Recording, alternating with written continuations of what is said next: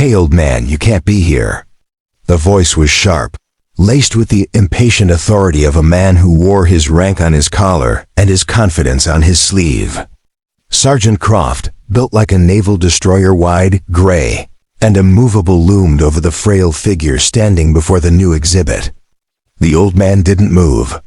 He stared intently at a piece of equipment inside the glass case, a primitive-looking underwater breathing apparatus from a bygone era. His clothes were simple, a worn tweed jacket over a faded flannel shirt, attire that made him invisible in most places. But here, among the pressed uniforms and polished brass of the Naval History Museum's dedication ceremony, it made him stand out. His hands, gnarled with age and lined with the marks of 1,000 repairs, rested gently on the velvet rope separating the public from the display. Sergeant Croft's jaw tightened. He was in charge of security for the event, and a 4-star admiral was due to speak any minute. The last thing he needed was some vagrant wandering in and making the place look untidy. "Did you hear me, Pops? This area is restricted. Time to move along." Still, the old man didn't respond. He seemed lost in another world, his pale blue eyes clear as a winter sky, and fixed on the corroded metal and black hoses of the Rebrother. A faint, almost imperceptible smile touched his lips. This infuriated Croft, who took it as pure disrespect. He grabbed the old man's thin arm, feeling the rough fabric of the jacket and the surprisingly firm muscle beneath. "Let's go, Grandpa. The show's over." But the old man didn't budge. Anger rising, Croft spotted a cup of water on a nearby podium. In a moment of arrogance, he snatched it up. "Maybe this will get your attention," he sneered. "You look like you could use a shower anyway." With a flick of his wrist, the cold water splashed across the old man's chest, darkening the tweed jacket. Droplets clung to his gray stubble. The old man blinked once, slowly, and finally turned his head, meeting the sergeant's eyes with a quiet stillness that was more unsettling than anger. For Samuel Peterson, the cold water was a key turning in an old lock. The sensation wasn't from a cup, it was the icy bite of the Baltic Sea in 1968. The murmur of the museum faded, replaced by the rasping of his own breath through a regulator in a crushing darkness. He wasn't an old man anymore, but a 28-year-old lieutenant in a tight wetsuit, carrying a Mark VI Rebrother that could save or kill with a single malfunction. He remembered descending through the dark, guided only by the faint glow of his compass, on a mission to locate a downed spy plane before the Soviets did. He remembered Johnson, his swim buddy, clapping his shoulder in the dark. "I'm here. We do this together." Samuel blinked again, returning to the sterile air of the museum. The face above him wasn't a brother in arms, but a boy playing soldier. His gaze drifted to the Rebrother in the case. It was the exact model he had used. He remembered modifying the scrubber canister in the field with a piece of rubber from a galley Madden act that had saved his team. The placard didn't mention that. It couldn't, he sighed. Croft mistook it for surrender and tightened his grip. "That's better," he grunted. "Now are you going to walk out, or do I have to carry you?" Across the polished floor, Petty Officer 3rd Class Sarah Davis watched with growing dread. Assigned today to assist the curator, a detail her chief had called cushy. Her job was simply to stand near the exhibit and answer any questions from the public. That was her job. She had noticed the old man earlier. He hadn't caused any trouble. He had stood there for nearly an hour, perfectly still, his posture one of deep, reverent contemplation. She saw something in his eyes that Sergeant Croft, in all his blustering self-importance, had completely missed. A look of familiarity, of ownership. He wasn't just looking at a historical artifact, he was visiting an old friend. When Croft approached, Sarah tensed. She knew him by reputation. A bulldog, effective but utterly lacking in finesse or empathy. She watched him berate the old man, saw the dismissive gestures, the condescending tilt of his head. Then she saw him throw the water. A collective gasp rippled through the crowd. It was petty, cruel a disgrace. Anger surged through Sarah, but as a PO-3, confronting a sergeant directly would be professional suicide. Still, she couldn't stand by. The guest of honor, Admiral Hayes, had just arrived and was in a back room with the museum director reviewing his speech. Approaching him would be a major breach of protocol, but she couldn't let the humiliation of the old man go unanswered.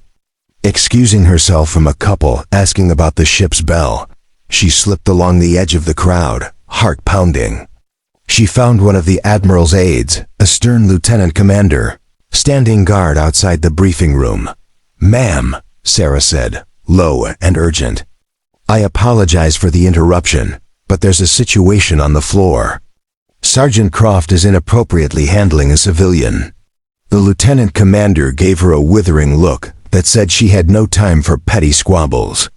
"Sergeant Croft is in charge of security, petty officer. I'm sure he has it under control.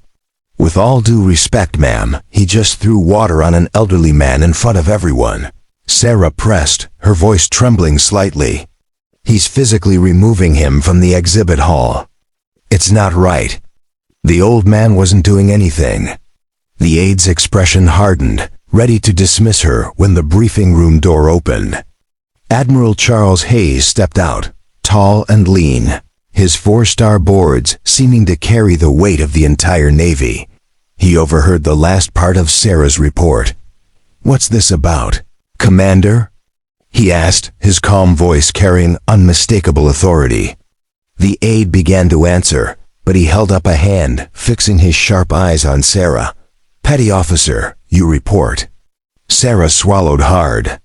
Suddenly she was the focus of one of the most powerful men in the military.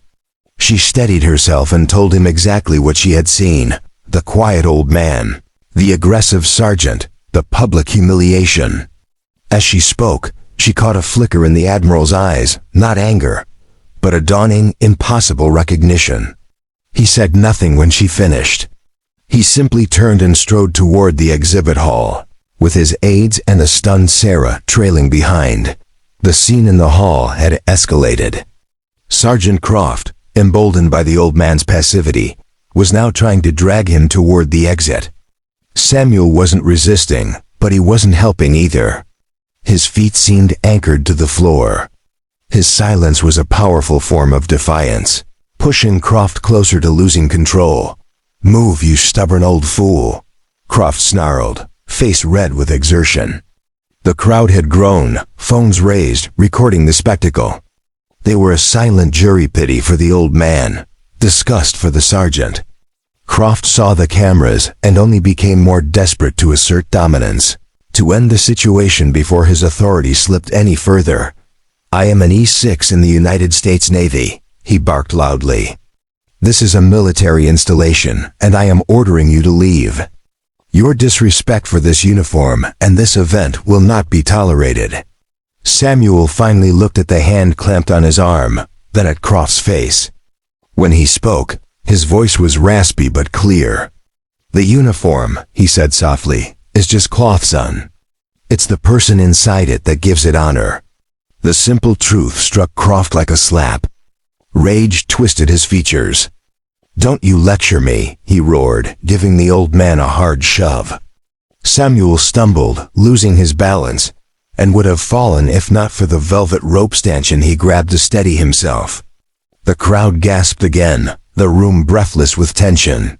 It was the moment before everything broke, an ugly crescendo of a power trip. "Gone too far, and then a new voice cut through the chaos. Through the charged atmosphere, a new voice cut like a blade. "Sergeant." It wasn't loud, but it carried such weight, such command, that the entire room froze. Every head turned. Sergeant Croft stopped mid-motion, his hand still clamped on Samuel's arm. He looked over his shoulder, and his blood ran cold. Admiral Charles Hayes stood just 10 feet away, his face carved from cold fury, his 4-star rank gleaming under the lights. His aides flanked him, and beside them stood the young petty officer who had disappeared moments earlier.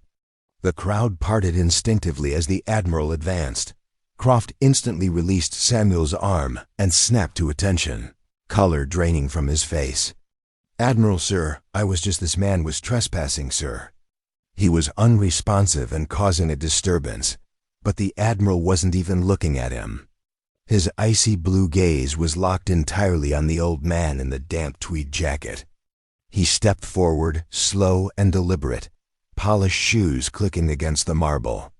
He stopped directly in front of Samuel, the highest-ranking officer in the fleet, standing before a man who looked like he had nothing. The room held its breath. Then something happened no one could have predicted. "Admiral." Hayes raised his hand and delivered a slow, deliberate, perfectly executed salute, a salute given only to superior officers, or to the flag itself. Silence thickened. Shock rippled through the crowd. Sergeant Croft stared, his mind failing to process what he was seeing. An admiral saluting a homeless man. It broke every rule of rank he understood. But the admiral wasn't finished. He lowered his hand and looked at Samuel with an expression of deep reverence. "Commander Peterson," he said, voice resonant with emotion. "I should have known you'd be here today. You should have received a formal invitation. That was an oversight, and I apologize." He gestured toward the rebreather inside the display case. "Come to see your old friend?" Samuel gave a small, weary nod, the faintest smile touching his face. "It's been a long time, Charlie," he said, speaking as if to an equal, not to a four-star admiral. A murmur swept through the crowd as the truth began to dawn. The admiral turned to face them all, his stare settling with crushing force on Sergeant Croft.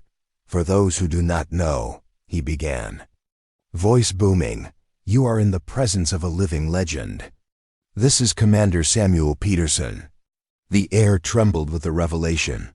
He is not a commissioned officer in the traditional sense. His rank was granted by presidential directive for acts of valor, so significant and so classified they could never be publicly acknowledged. The admiral pointed to the glass case. In 1968, when a U.S. spy plane went down in the Baltic Sea, the Soviets were racing for the wreckage. A 5-man UD team entered near-freezing waters at depths barely survivable with the technology of the day. Their breathing equipment failed.